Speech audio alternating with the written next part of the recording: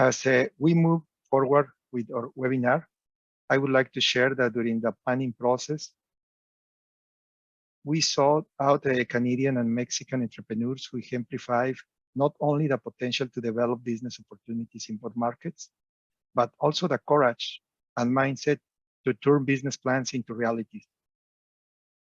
I was personally captivated by the business case of our next guest speaker, as I'm certain there are several valuable lessons we can all learn from him and his team. I'm pleased to introduce Mr. Rahim Bhaloo as our next speaker, who is the founder and executive chairman of JOI Canadian Stores, a Canadian company contributing in a great way to the retail industry in Mexico since 2019. Rahim is a lifelong entrepreneur who started his business career in the specialty coffee space. He also developed a portfolio of retirement and nursing homes in Canada, partnering with TDPQ and then selling to a publicly traded company. Rahim Bhaloo currently oversees capital requirements, shareholder communications, and strategic partnerships of JOI Canadian Stores, while he works with management to accelerate the growth of the company. We are so glad to have Rahim with us. Please join me in welcome him, and please, Rahim, over to you. Thank you, Juan. I appreciate the kind introduction, and my presentation is not going to be as statistical as Jacqueline, and thank you, Jacqueline, for sharing all that great data. Ian, if I can get you to bring the presentation up on the screen, that would be great. Look, I think from our perspective, we are a Canadian company that is listed on the Toronto Stock Exchange. I think we are the only non-mining company that is publicly traded, and our business is exclusive in Mexico. We basically operate dollar stores. So we are the only true dollar store player in Mexico currently. We own and operate 21 stores in the market with a view that we are looking at operating about 500 stores in the next 5 to 6 years.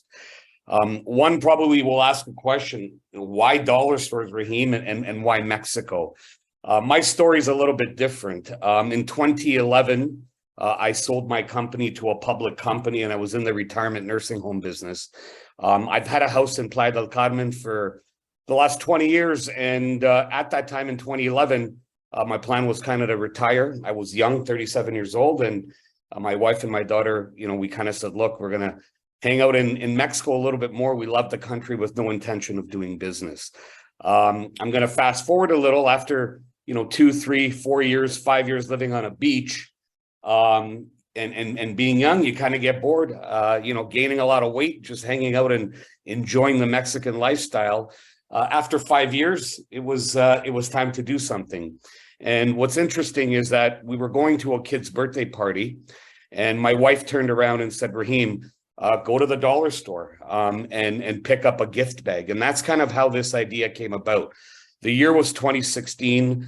I got into my car to go to this dollar store that didn't exist here in Playa del Carmen. And basically, I ended up at Walmart and Soriana and Mega and all the big retailers. And I ended up paying 55 or 60 pesos for a bag that should have cost me 25 pesos. And, it took me about 2.5, 3 hours to get that bag. It was a beautiful sunny day. I came home, I threw the bag on the counter, got into a bit of an argument with my wife because I said, what a beautiful day. And you wasted 3 hours of my time picking up this gift bag. And she said, well, maybe you should look at the dollar store business in Mexico.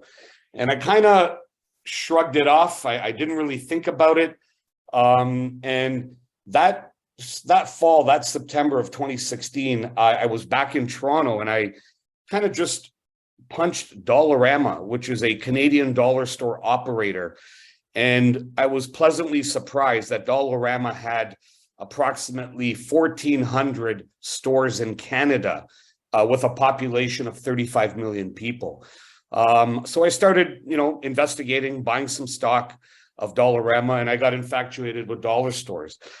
Through my real estate contacts in Canada, I immediately jumped on a plane to Mexico City to find out, who the dollar store players in Mexico were. And, after spending the first few weeks there, I realized very quickly that Mexico really doesn't have anybody that's involved in what we know as a true dollar store business. There are a lot of bodegas, a lot of mom and pop type stores, but nothing that's being done in an organized fashion. So, that first trip was really an eye opener. I was a Canadian, entered Mexico City alone. I had no contacts in that market, and that's where it all began. Starting from sort of 2016, where the idea was formed, into 2017 and 2018, it really took us about 2 years to put together what I'm going to say is our executive team and an understanding of the Mexican market. We did try to lean on resources in Mexico, Canadian consulate, et cetera, but really didn't find any guidance, to be quite honest with you. So I'm very pleased that Juan has put together this initiative to help Canadian companies and vice versa, Mexican companies coming into the market. So, Mexico is a complicated place to do business, a lot of regulatory approvals. There are many hurdles that one needs to face, but we had a great business plan and we decided to start looking at how big the market was. When we started analyzing the market, we realized Mexico has 135 million people. And when I talked about dollar stores, I looked at Canada with a population of 35 million people. We have 1,400 dollar stores in Canada. When I look at the United States, between Dollar General, who has 20,000 stores, and Dollar Tree, who has another 15,000 stores, there's approximately 35,000 dollar stores in the United States of America to serve that population. So that's immediately when the light turned on, and I realized that maybe we were onto something.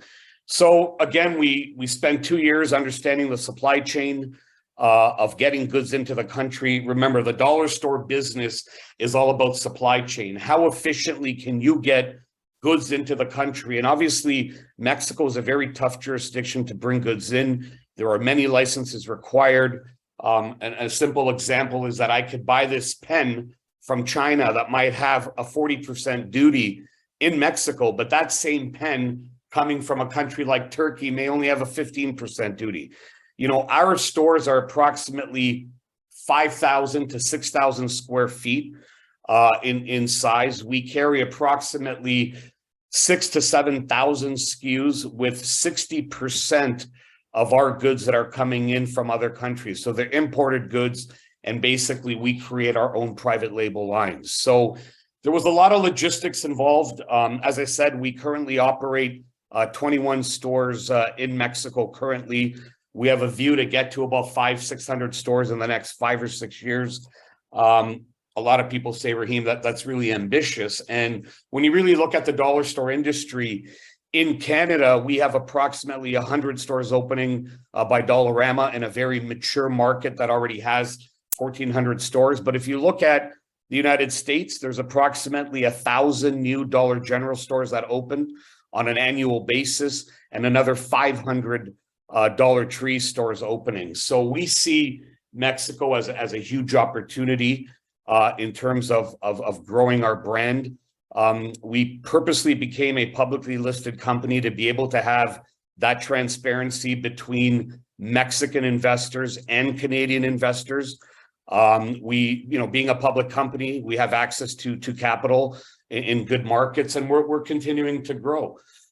Currently, our head office is located in Mexico City. We have approximately 250 staff between our retail stores and our head office, and that number will probably go to 2,000 to 3,000 the next 2 to 3 years to come. So from a Canadian company doing business in Mexico, for sure we've had our challenges. For sure we've had to navigate many items, but I think one thing is true. We've stayed true to what we do. We do things in a very proper format. We do hire the proper professionals to navigate through that market and assist us. And in terms of our growth, subject to being capitalized, we probably are looking at opening somewhere between 5 to 10 stores on a monthly basis. Our goal right now is focused in Mexico City area. And people say, Rahim, that's a lot of stores. If you look at Mexico, again, I've tried to say this, of 135 million people, we look at the opportunity in terms of what that potential is. Somewhere between 2,500 to 10,000 stores is what the Mexican market is good for based on our analysis. So we have a very, very long way to go. We are very bullish on Mexico. As I said, our plan is initially to operate in Mexico City and then eventually branch out to the other parts of Mexico. In terms of our management team, we have north of 50 years of experience combined in this sector. Obviously, the barriers to entry are very difficult, but I think we've been fortunate. We found a market that we're very happy with. If you look at just the amount of shopping centers that Mexico has, approximately 1,200 Class A and B shopping centers. One of the things that has really made us proud in Mexico is that we're able to open dollar stores in any market. And what do I mean by that? Whether we're in income areas where there are lower income neighborhoods or medium income neighborhoods or higher income neighborhoods, our concept works well everywhere. And that's very similar to what you see in Canada and the United States. And I think what's more aspiring for us is the type of stores that we're building, which are bright, well-lit, very organized type of an environment. And when we do open in some areas that are less, I would say, heavily populated with potentially a little bit of a lower income, we get people coming into our stores and actually thank us for opening in their neighborhoods. So I think that, aside from being there obviously as a business, and we are a public company and we have to return money back to shareholders, it's the ability to do business in Mexico and changing lives for people that are not able to shop in sometimes these type of environments and are coming in with a family, and the father and mother are able to buy a toy because all of our goods are 50 pesos and under. So again, our stores are well located. The current 21 stores are in shopping centers. We do have a couple of standalone stores, but as we start to branch out, the strategy that we will have is both shopping centers and standalone stores. In terms of our financial investment, the average store is approximately 350,000 Canadian dollars to build. We have another $150,000 approximately in inventory. So the total capital investment is about $500,000 Canadian dollars. And based on what we're seeing, that's approximately a 3-year payback on the money that we invest. So as you can do the math, $500,000 Canadian a store, 500 to 600 stores in the next 5 or 6 years. We are heavily optimistic on Mexico, and we've seen results already. All 21 of our stores that are open are all doing extremely well. Very, very close to what we anticipated, and if not better. This slide is an interesting slide. I've talked about the potential of dollar stores. If you look at the analysis, we're talking, the market has room for approximately 13,000 plus stores. So we are really the only Canadian public company outside of mining to be listed. I think that's good exposure for other companies that are looking to do business in Mexico. And it was a tough time with the regulators in Canada, basically to have a listed company where all of our assets are in Mexico. So even though we are a Canadian listed company, we do no business outside of Mexico. And I think that's been an eye-opener for the regulators. I don't know if people are familiar with our exchanges in Canada, very strict, very transparent. And I think that us being a publicly listed company will break avenues for others that are looking to invest into Mexico and are looking to have a vehicle that is publicly traded. So, the entire process has been an eye-opener. I think, people like Juan and his company, obviously we didn't have the ability to have that type of, somebody to lean on. We kind of went into Mexico independently. I think what we've done is we've brought that North American Canadian style of operating. Obviously, we've had to adapt into how things are done in Mexico, but it's been a great experience so far. We see a ton of opportunity in that marketplace. retail sales in Mexico are doing extremely well right now. The numbers are approximately 10% year over year. So that's strong from a retail perspective. And in terms of our business, we're seeing significant growth. We're seeing approximately a 50% sales increase from year over year. So it just kind of tells us that our brand is starting to be recognized. People are appreciating the type of retail that we're delivering. And I think that, Mexico is a great opportunity, not just for dollar stores, but all types of retail and other businesses, especially, manufacturing is starting to move, from China in a big way into Mexico. 60% of our goods are private label, as you can see, but the balance of 40% is sourced locally. So we are working with a lot of manufacturers in Mexico, and hopefully that number one day becomes more of a 50 split, or maybe even a 60% local sourcing. And we're being approached on an everyday basis by local companies that want to supply into our stores. So again, I think, it's just not the amount of people that we employ at our office and the retail level and how we're going to be able to grow, but also the opportunities that we have in front of us by dealing with manufacturers in Mexico that are able to supply through our stores and through our network. Next slide, Ian, please. We operate a third-party distribution center, a 3PL. We have approximately 75,000 square feet. When all our goods arrive into the country, they go into our central distribution center, where we have our dedicated team. And then that distribution center is really the hub of where the goods are supplied on a daily or weekly basis into our retail stores. We have a lot of local partnerships, as you can imagine, with freight forwarders, custom agents, etc. We use tier one parties across the board. We've been very fortunate. The fact that if you do things properly in Mexico with the right providers, we've never really had any issues with goods arriving. And I can tell you that when we first started doing business in Mexico, before we even opened up a store, there was a lot of commentary from Canadians and other investors saying that you're going to have a very difficult time bringing goods in. So before we even opened up a store, we had set up our distribution center, and we started importing containers into the country to understand how the logistics work. And I can tell you that very efficient. If you have your things in order, your duties are paid, and you do things properly, we've had no problems dealing with the authorities and the customs in Mexico and bringing product in. So that's been an eye-opener for us, because that was one of the biggest concerns we had as a company coming into that market.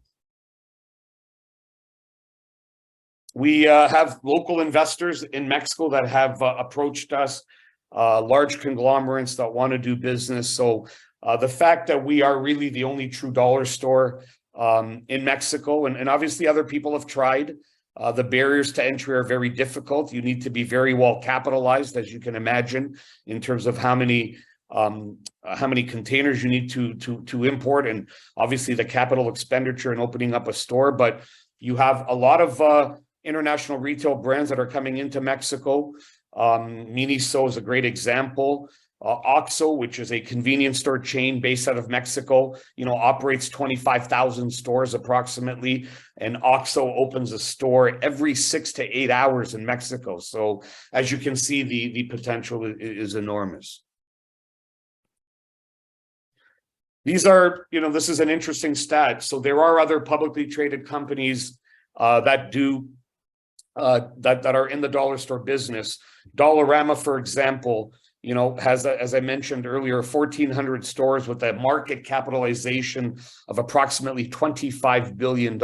And recently, Dollarama, through its partnership with Dollar City, has expanded into Colombia. They're in Chile and they're in Peru. So, they've taken a leap into those markets where we are focusing on Mexico. When you look at Dollar General, for example, a $60 billion market cap with approximately 20,000 stores in the United States. Dollar Tree, again, a $33 billion market cap with approximately 16,000 stores. So obviously, JOI, or Pesorama, as we are known in Canada and listed under the ticker Peso, is a publicly traded company. Obviously, we have a long way to go, but our bets are all on Mexico right now because we are there and we have the first mover advantage into the market, and we see how big that opportunity is.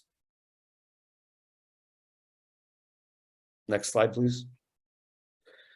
This is just giving you a payback in terms of our business model. Obviously, we're a publicly traded company, so our information is out there.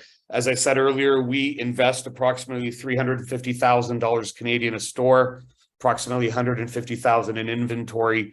And right now in Mexico, we're seeing approximately a 3-year payback on our investment, which is really good. Just a little bit of a market capitalization. You guys can look that up online. Kind of next step, please. I think, Juan, that's it. I tried to be brief, trying to cover as much as I could in a short period of time, but in a nutshell, we are excited about Mexico. I think what you and, as I said, your team are doing and helping other companies navigate will make life easier for other Canadian companies. We didn't have the benefit of that. But as we continue to grow in that market, we will be leaning on you and others in Mexico to help guide us. So I thank you for your time, and I do appreciate it. No, thank you, Rahim. This is an excellent presentation. I think this is very inspiring. We feel very glad that you are here today and you're presenting your business experience, which is amazing. And I would like to ask you, you already said in the presentation, but if you can maybe elaborate a little bit more about why will you choose Mexico and other country? Why Mexico? What would you recommend to other Canadian companies to consider Mexico as a great market to expand or do business? Look, I think it's proximity to Canada and the United States for obvious reasons. You have a large growing middle class that we haven't seen in a long time.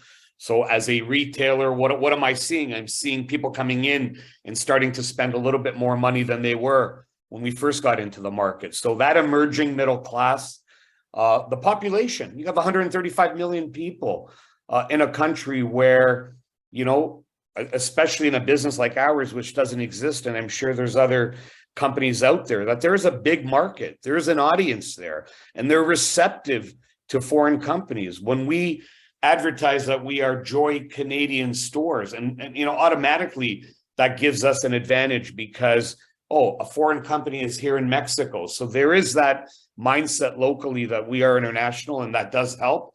But, in a nutshell, I think the economics speak for themselves. I mean, when we came into the country, we did not know how we were going to, be received. And I can tell you from, investing in our stores, and when we're looking at those type of paybacks for a return on our investment, that tells me that there's a definite market there, and the emerging middle class over time will prove that out. So those are probably the reasons that I think, and good foreign relations. I mean, we've had, obviously there is the bureaucracy in Mexico, but that's any country. But we've been relatively lucky, and as I said to you, doing things properly.